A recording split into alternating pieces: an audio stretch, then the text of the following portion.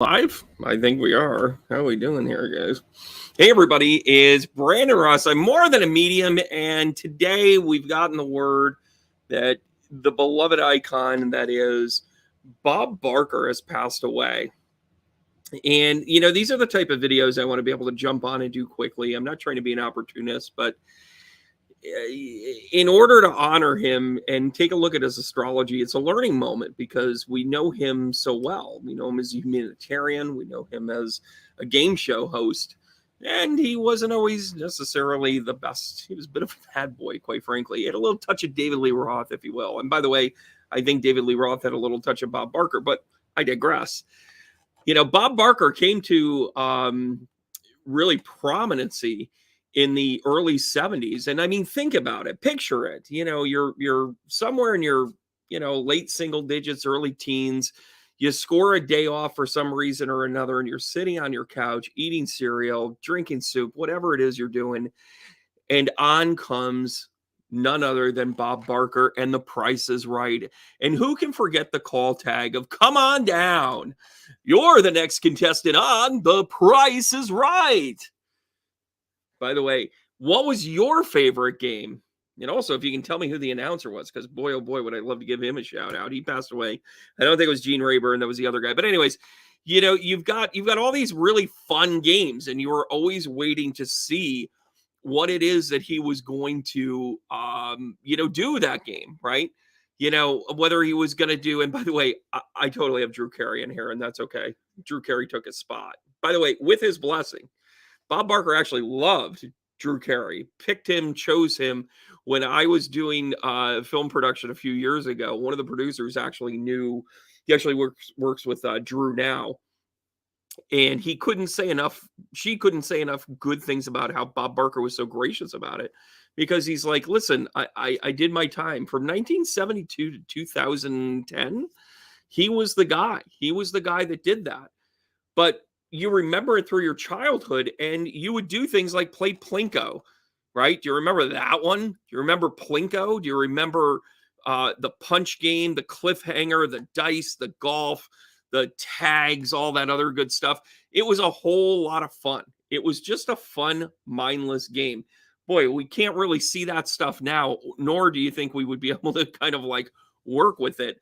Because, of course, we need like video games and things kind of working and all that other stuff. And God forbid if we had to wait for a commercial. But let's take a look at Bob Barker's chart and why he was such an entertainment icon. Well, here it is, kind of a little bit smaller. We're going to make that a little bit bigger. I'm going to put myself down here in the bottom right-hand corner. Oh, Bob, look at you, suave son of a bitch. I mean, how do you not fall for a guy like that? I mean, just look at him. By the way, he was born in Washington and always wanted to be something kind of famous. And again, he didn't know what fame was. He just knew that he wanted to do something. He was a used car salesman. He did, he sold washer machines. He did all sorts of things. Married the love of his life, who actually passed away in 1981, and he remained a bachelor for the rest of his days. And that's where a lot of his scandals kind of came in, because he was working with the Barker babes and all that other good stuff. But that being said, he was a single guy, and it was like a workplace taboo thing, but there wasn't really anything wrong. Although I think Miss Stevens was married at the time, but that's her business, not Bob Barker's. And then he did get caught up in a scandal with firing Holly because she had gained too much weight. Holly was a redhead. Everybody remembers her. Shame on you, Bob. Love the one you're with. But taking a look at his chart here, he's got a couple of really cool indicators that prove fame, right? So first of all, he's got, I always look where Pluto is, what house Pluto comes in. And again, he was born up in Dennington.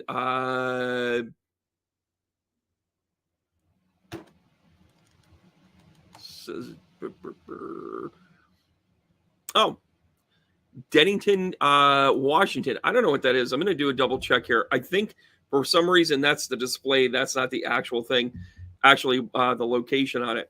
But when you look at this, he is a Scorpio rising. He is a Sagittarius sun, and his moon is in Aquarius. Guess what? Bob Barker's a bit of a dog, everybody. Sorry, I just said it.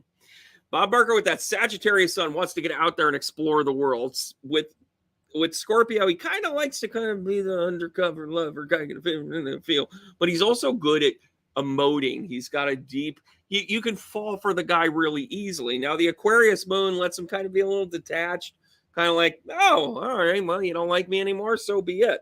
I'm going to find something else to adorn me. This is one of those things that where and by the way, the Aquarius moon also lends itself to just being super charming, right? And caring about the one you're with, but have standards, I guess. So just in a look at his chart, he also has Uranus in conjunct with the South Node in Pisces. This is not a family man as it sits in the fourth house. It's just not somebody that's going to sit at home and wait for things to happen, right? But Pluto, back on that, in the eighth house, talks about other people's money. So it would mean that he would want to attract things that are, like other people's money and other people are paying for things. Neptune sitting in the 10th house is kind of sort of a dream job indicator. Like he kind of had to imagine it up, kind of like, let's see, I'm going to go back to my 12-year-old self and say, I want to be on TV every day. I want to play games and I want to be surrounded by supermodel-esque type people that all think I'm charming and adoring. Yeah, that's about right. That's Neptune in the 10th house right there. He also has a driver here that I think is really interesting. He has Saturn and Mars in the 12th house in conjunct here, which, by the way, also play into the day that he passes. He's got some really intense squares going on. He's got Square City. And by the way, squares don't mean you're passing. However, if you're not feeling it anymore at 99 years old, you can kind of sort of feel it, right? And then he's got three drivers here, actually. So you've got the Saturn and Mars in conjunct in the 12th house. He's going to shoot for the moon, quite frankly. He's going to be incredibly driven. This is the way he's going to go. In the 12th house, could be his undoing, could be his manifestation, right? He kind of sort of had a dream job.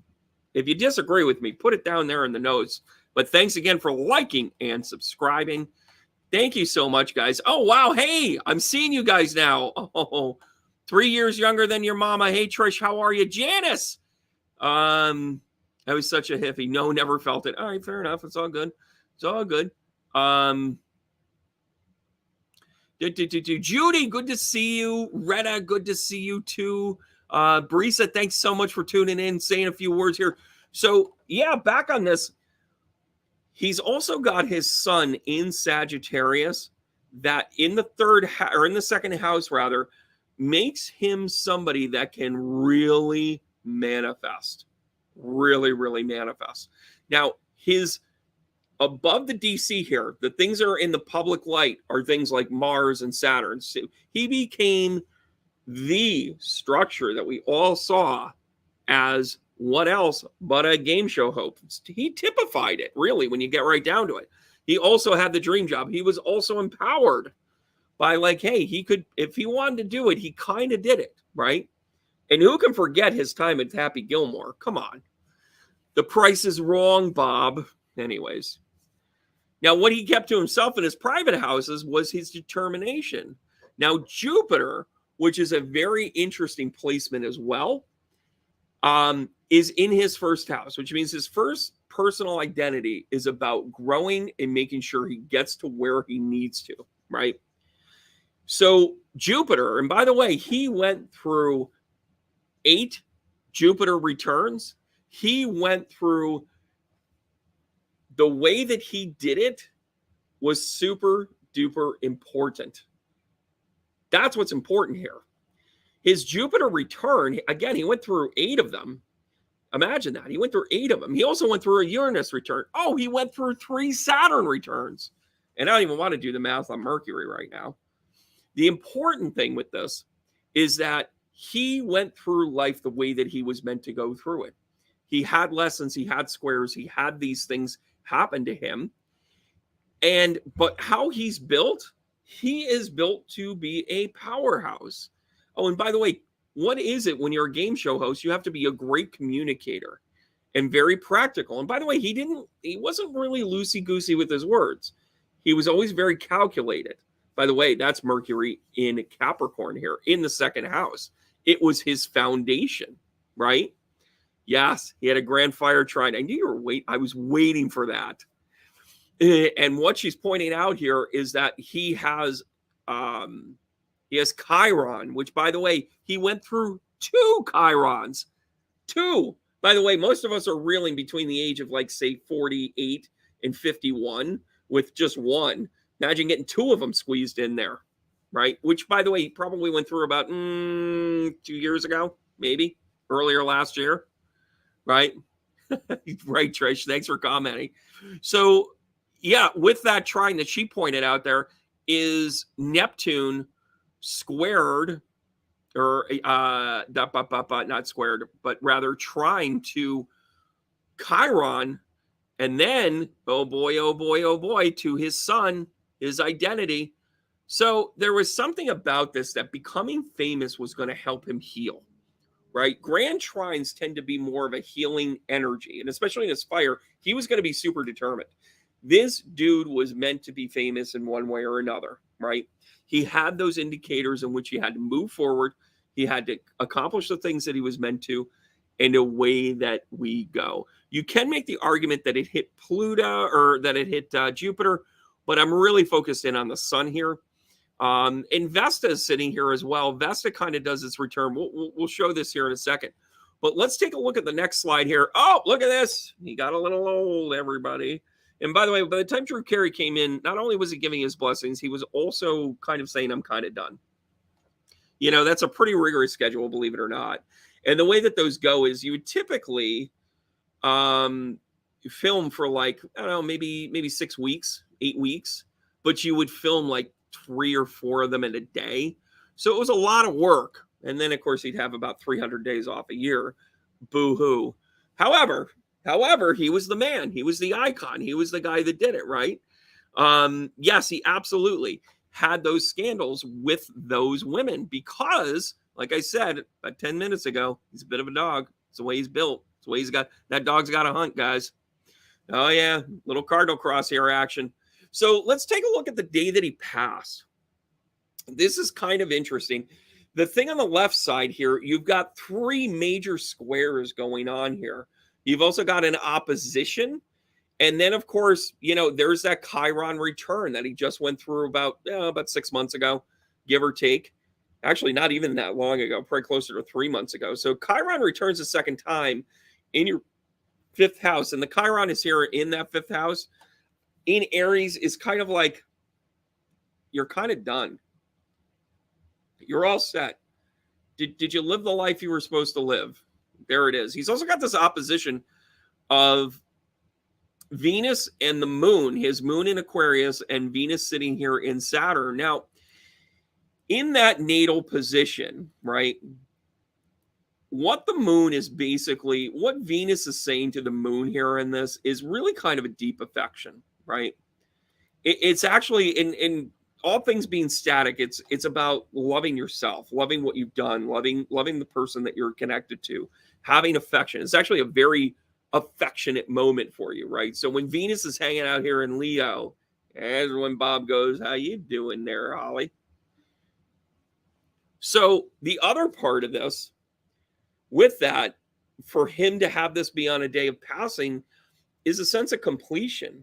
Like, hey, I like my work here. Venus is in his 9th house, so he's kind of like, I learned some lessons about love. See also the scandal stuff we were mentioning earlier. He probably learned his lesson, and quite frankly, probably coming out ahead a little bit with this. You know, seeing what he's done and being like, okay with it. Now, let's talk about the squares here for a second.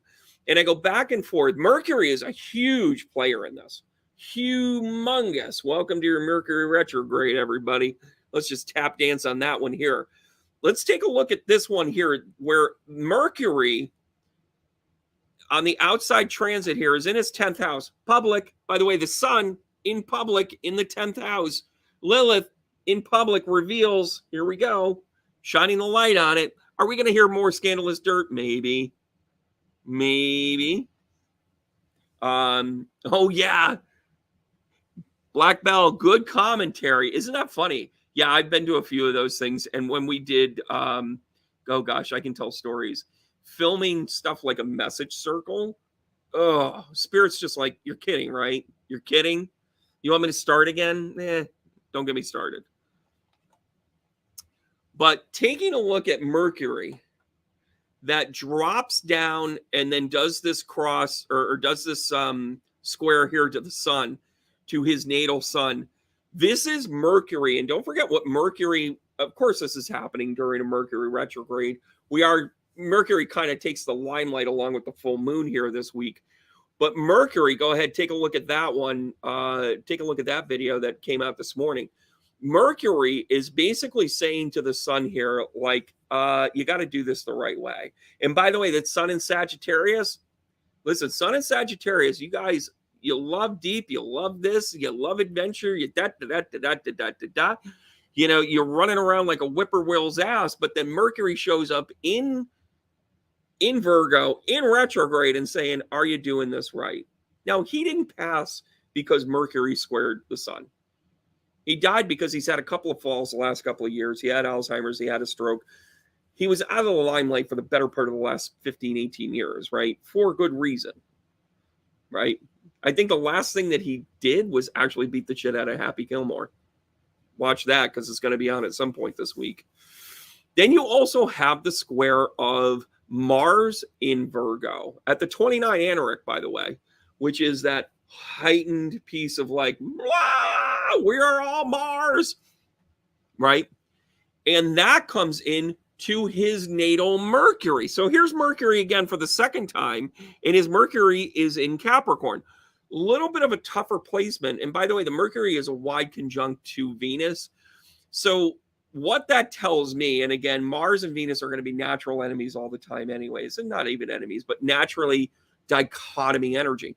But this square to me tells me, and again, in his second house of stability, you got the sun a couple of degrees away, you've got Mercury here. This is kind of telling him his foundation is getting disrupted. That's what this is. This is a foundational disruption. And of course, last but not least, take a look at his natal 12th house. This is at like 9 o'clock rather. You have Saturn in the 29th Anaric. You know, Saturn's going to Saturn in conjunct with Mars. Mars shows up. And by the way, I'll talk about Pluto here in a second. I'll also talk about Saturn here in a second. But you've got this square with Pluto. Guess what? Pluto is acting on this Libra Saturn conjunct to Mars, basically saying, dude, it's over. It's connection with spirit. It's an opportunity for you to connect with loved ones. And in the third house of communication, I think he was talking to his beautiful wife who passed away in 1981. Again, he never remarried, but he had a bevy of beauties, am I right? One of the other things that I don't highlight on this, but I definitely have to point out here, is take a look at where Saturn is. Saturn is sitting here, and it just became conjunct to Uranus. Woo! Quick and sudden change to the structure. I can't believe I didn't see this first time I looked at it, but take a look at it now. Turn around. Saturn is a wide conjunct, and just inside the conjunct to have influence over Uranus. Look at that. In the fourth house. Foundation, turn it off. The South Node is that comfortability of Pisces where he could kind of do whatever he wanted, kind of had a little rebellion. And again, remember when I said this wasn't really a placement of like family man? Saturn comes in Pisces. Up is down and down is up. I'll take a retrograde, please. So right before it moves out of full retrograde, it's still in conjunct. So it's been in conjunct for probably about the better part of 7 months. Mr. Barker was doing a little of the undoing. And you know what? In his passing, we'll give him some honor. He was entertaining to us. He made some mistakes that went public. And by the way, by today's standard, it's kind of like, well, you had a workplace thing. You had a couple? All right.